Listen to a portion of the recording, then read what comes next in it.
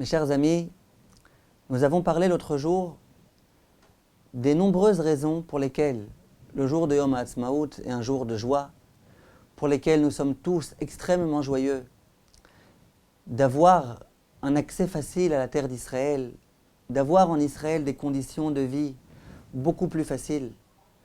Les raisons pour lesquelles on est joyeux de tous les miracles qu'il y a eu à cette période-là, où tous les pays arabes étaient déterminés à nous exterminer et où finalement Hachem nous a sauvés. J'aimerais aujourd'hui vous parler du second aspect. Comme on disait l'autre jour, le Rav Auerbach disait que le jour du Yom HaAtzmaut, d'une part, il est très joyeux, d'autre part, il est un petit peu triste. Sa joie est retenue. Et l'autre jour, nous nous demandions, pourquoi être joyeux? Nous comprenons bien. Mais pourquoi une retenue? Pourquoi la joie doit être malgré tout refoulée? Qu'est-ce qui se passe ici? Alors en fait, mes chers amis, vous devez le savoir, ce sont des versets explicites dans la Torah, dans lesquels on nous dit que le peuple juif ne peut habiter en Israël, se maintenir en Israël, que dans la mesure où ils accomplissent la Torah et les mitzvot. La terre d'Israël, c'est une terre sainte. La raison pour laquelle on aime cette terre, c'est parce que c'est une terre sainte, une terre grâce à laquelle on peut s'élever énormément. Mais la condition du peuple juif en Israël est conditionnée justement par le fait qu'on accomplisse la Torah et les mitzvot. Des juifs en Israël qui accomplissent Torah et mitzvot, ça donne un sens particulier au fait d'habiter dans cette terre. Être ici, comme des gens laïcs, malheureusement, ça n'a pas beaucoup de sens. Et j'aimerais m'expliquer en vous racontant une histoire que j'ai entendue de la bouche même du protagoniste, à savoir du Rav Lao. Vous avez tous entendu parler du Rav Lao, Israël Meir Lao. C'était l'ancien grand rabbin d'Israël, le père du grand rabbin d'Israël actuel, Rav David Lao. Et un jour, j'ai entendu de sa propre bouche l'histoire passionnante suivante. Il raconte qu'il y a environ 40-45 ans, alors qu'il n'était pas encore grand rabbin d'Israël, il n'était que rabbin de quartier à Tel Aviv, il y a le téléphone qui a sonné, le Rav s'est empressé de répondre, et il entend dans son téléphone qu'il y a un homme qui s'adresse à lui et qui lui dit « Voilà, bonjour, je suis David Ben Gurion, en personne. Et je voulais te dire, regarde, j'ai un certain nombre de questions existentielles que je me pose lorsque je lis le Tanakh, la Bible. Et toi qui es un rabbin expérimenté, sage, érudit, j'aimerais bien que tu m'aides à comprendre ce qui est écrit dans la Bible, que tu m'apportes des éléments de réponse. » Le Rav Lao raconte, il dit vraiment, je ne savais pas qui est-ce qui était en train de se moquer de moi. Qui est-ce qui était au bout du fil? Est-ce que ce n'était pas un ami qui voulait se moquer de moi? Est-ce que c'était pas... Il dit vraiment, je ne savais pas exactement ce qui se passait. Mais bon, il ne pouvait pas se permettre de le jeter. C'était peut-être Ben Gurion en personne. Ben Gurion lui dit, écoute, et à vrai dire, je devrais moi me déplacer chez toi. Simplement, je suis déjà âgé. J'ai du mal à me déplacer. Est-ce que tu peux, s'il te plaît, avoir l'amabilité, la gentillesse, de te rendre toi chez moi? Il lui dit, regarde, j'habite à Rehov, Keren Kayemet l'Israël, numéro 17, si je me rappelle bien. Et j'aimerais bien qu'on fixe un rendez-vous, c'est possible? Le Rav Lao lui dit, d'accord, avec plaisir, quand vous voulez. Il lui dit, moi demain matin, je suis disponible à 10h. C'est possible pour vous? Et le Rav dit, d'accord, il n'y a pas de problème, avec plaisir. Et voilà, la discussion était terminée. Et le Rav Lao se disait vraiment, je ne sais pas ce qui se passe. Est-ce que je suis dans un rêve? Est-ce que c'est la vérité? Est-ce que ce n'est pas quelqu'un qui imite David Ben Gurion, mais qui l'imiterait vraiment très bien? Qu'est-ce qui se passe ici? Il avait un frère, le Rav Lao, qui travaillait dans le Parlement. Il s'est dit, je vais l'appeler. Lui, il a des contacts avec tout type de personnes, avec le secrétaire même de David Ben Gurion. Et je lui ai demandé qu'il se renseigne. Il appelle son frère, il lui dit, regarde, il y a quelqu'un qui m'a téléphoné. Il s'est présenté comme David Ben Gurion. Il m'a donné rendez-vous demain matin à 10h. J'aimerais savoir si c'est vrai ou pas. Je n'ai pas envie demain de me planter chez David Ben Gurion et qu'il me demande qu'est-ce que je fais là. Son frère lui dit, il n'y a pas de problème, je vais vérifier. Au bout de 10 minutes, le frère rappelle le Rav Israël Meir là-haut, et lui dit non, non, c'est vrai, c'est effectivement David Ben Gurion qui t'a appelé. Tu as effectivement rendez-vous avec lui demain à 10h du matin, je peux te demander juste un service. Alors le Rav lui dit oui. Il dit j'aimerais bien aller avec toi. Ça va être intéressant cette discussion, j'aimerais aller avec toi. Le Rav lui dit avec plaisir, il n'y a pas de problème. Si ça ne dérange pas Ben Gurion, il n'y a aucun problème. Et voilà le lendemain matin, à 10h du matin, le Rav tape à la porte. Et il y a le gardien de Ben Gurion qui lui ouvre la porte. Il lui dit voilà, asseyez-vous ici. Monsieur Ben Gurion va bientôt arriver. Et le Rav raconte en long, en large et en travers. Il dit j'étais assis dans une pièce dans laquelle il y avait une grande bibliothèque. Et en haut de la bibliothèque, je vois tous les livres du Talmud, le chasse, un grand chasse comme ça. Et j'étais curieux. Alors je me suis adressé au gardien et je lui ai dit dites-moi, ça lui arrive quelquefois, monsieur Ben Gurion, de consulter ses livres? Et le gardien, à ma grande surprise, me dit oui, oui, tous les jours, pendant environ 1 heure, il médite ses livres. Il me demande à moi, le gardien, de les lui descendre, parce que ses livres sont assez lourds, ils sont en hauteur. Je les lui descends, pendant 1 heure environ, il lit ce qui est écrit, et ensuite il me demande de les remettre en place.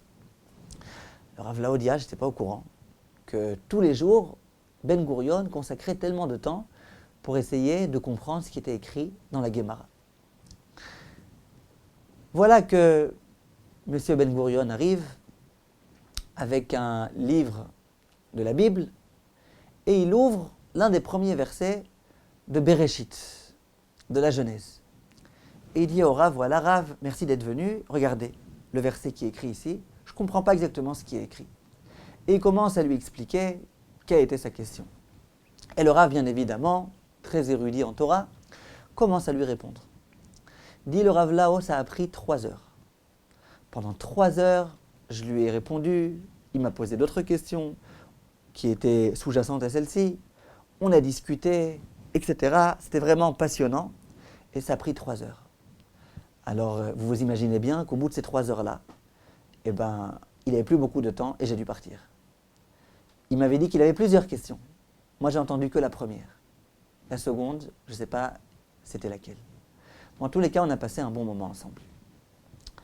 Avant de s'en aller, dit le Rav là-haut, je me suis adressé à M. Ben Gurion. Et je lui ai dit, dites-moi avant que je m'en aille, j'aimerais vous poser une question. Est-ce que vous êtes d'accord? Et lui, il dit, bien sûr, regardez, vous, maintenant c'est moi qui vous ai posé une question. Si je peux maintenant vous répondre moi, avec plaisir. Quelle est votre question? Dit le Rav là-haut, écoutez, j'ai entendu dire de vous quelque chose. On le dit en votre nom. Moi, je l'ai entendu de la bouche de mon Rav à moi. Il dit, je ne sais pas si c'est vrai ou pas. Alors, bien sûr, si mon Rav me l'a dit, c'est que c'est vrai. Mais j'aurais vraiment aimé l'entendre de votre propre bouche. Je vais vous dire exactement ce qu'on m'a raconté. Et il dit, d'ailleurs, j'ai déjà raconté ça à plein de gens, en faisant confiance à mon Rav. Mais j'aimerais entendre de votre propre bouche que ce qu'on dit en votre nom est effectivement vrai. Alors vous imaginez bien qu'il était dans le suspense, Ben Gurion. Et il lui dit, bien sûr, dis-moi quelle est ta question. Alors il dit, regardez, mon Rav, qui s'appelle le Rav Katzelen Bogen, Raphaël, m'a raconté la chose suivante. Il paraît qu'il y a eu un jour, avant la création de l'État d'Israël, il y a eu une grande réunion dans laquelle il y avait toi d'une part, d'autre part il y avait les représentants arabes et il y avait aussi les représentants britanniques. Et chacun d'entre vous, lors de cette grande réunion, a fait un discours. Et vous, il paraît que vous avez fait un discours de 3 heures. Il paraît que vous aviez la Bible dans votre main et que c'était un long discours de 3 heures. Ben Gurion dit oui, jusqu'à présent tout est vrai. Il dit ensuite, vous avez fini le discours. Immédiatement, tous les journalistes se sont rués vers les cabines téléphoniques. À l'époque, il n'y avait pas de portable.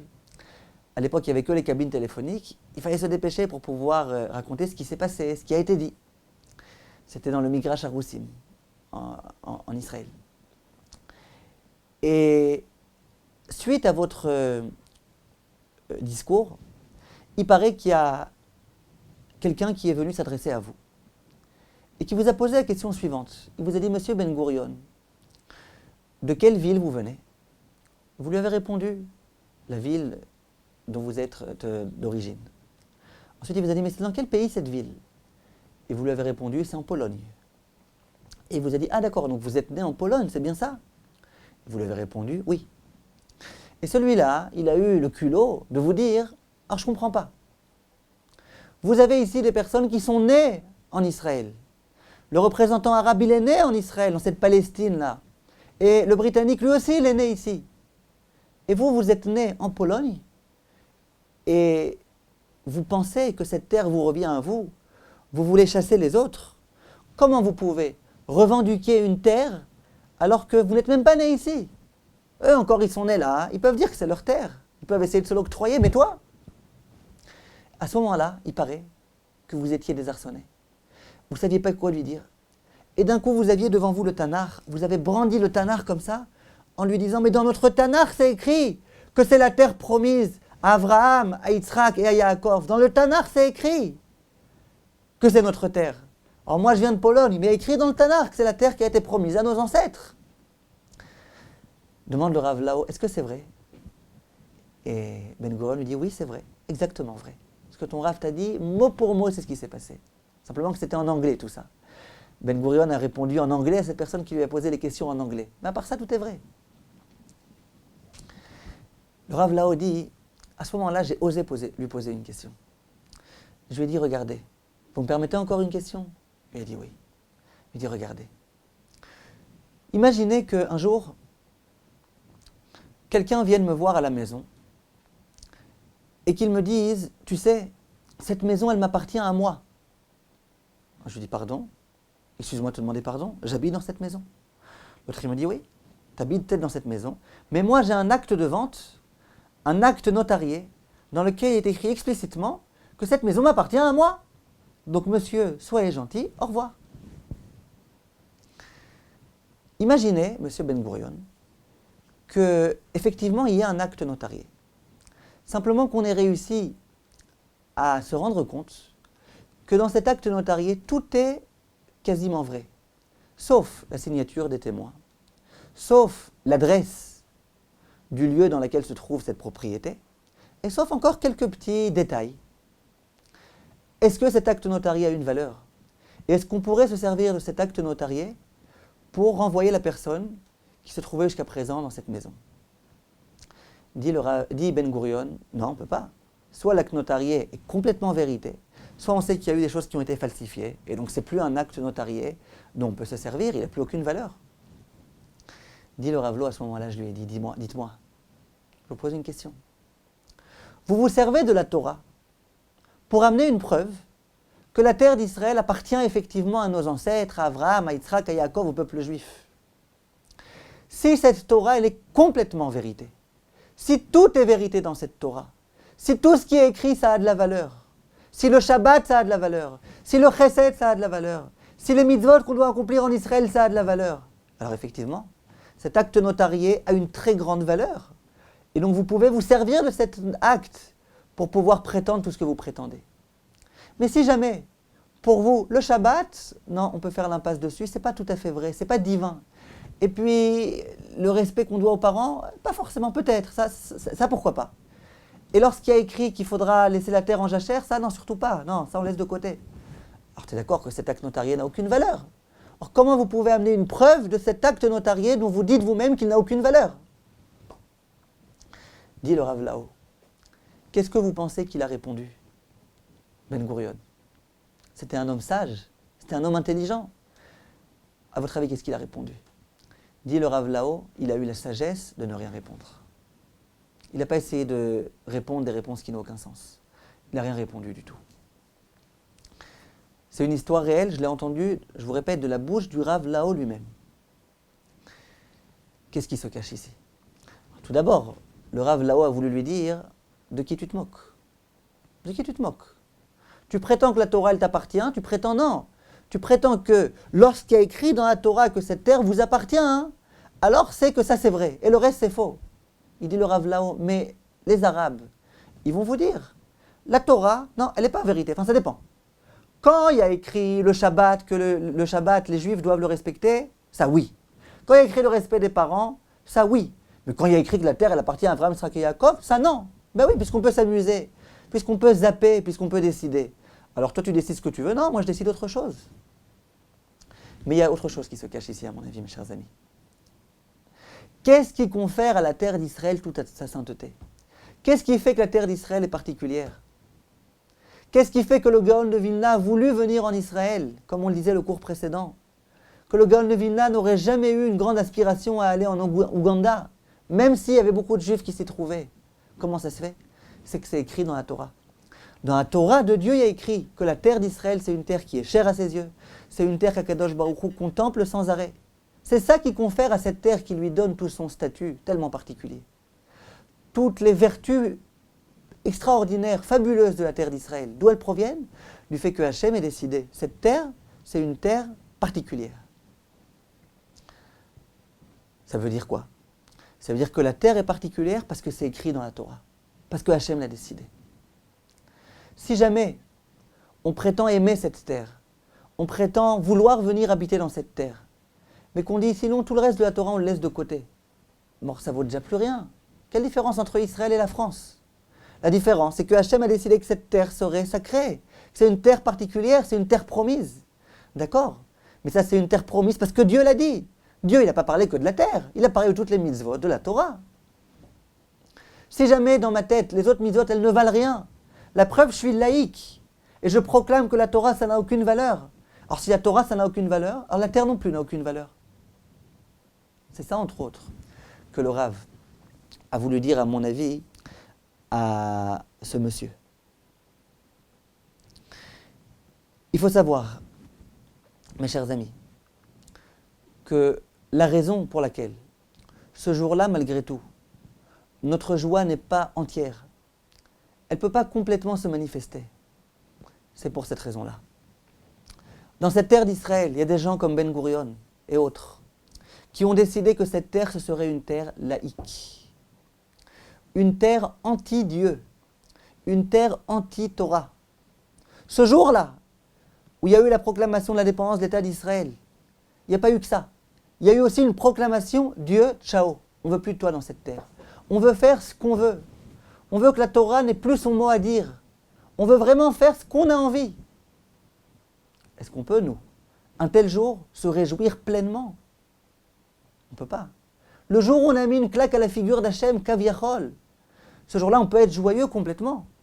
On ne peut pas. Alors bien sûr qu'on est joyeux parce que malgré tout, on a la terre d'Israël, on peut s'y trouver, on peut accomplir des mitzvot, il y a tellement d'yeshivot. Mais il ne faut pas oublier que ce jour-là, il y a une claque qui a été donnée à Akadosh Baruch Hu. Ce jour-là, il y a des gens qui ont osé dire « Dieu, au revoir ». Tu as fait plein de miracles pour qu'on puisse avoir cette terre-là, maintenant, ciao, on ne veut plus de toi. Et ça doit nous révolter. On ne peut pas être joyeux un jour pareil, on ne peut pas être complètement joyeux. Et puis, en Israël, dans les premières années, combien il y a eu de choses qui ont été faites, établies, de sorte à faire oublier toute la religion des Juifs.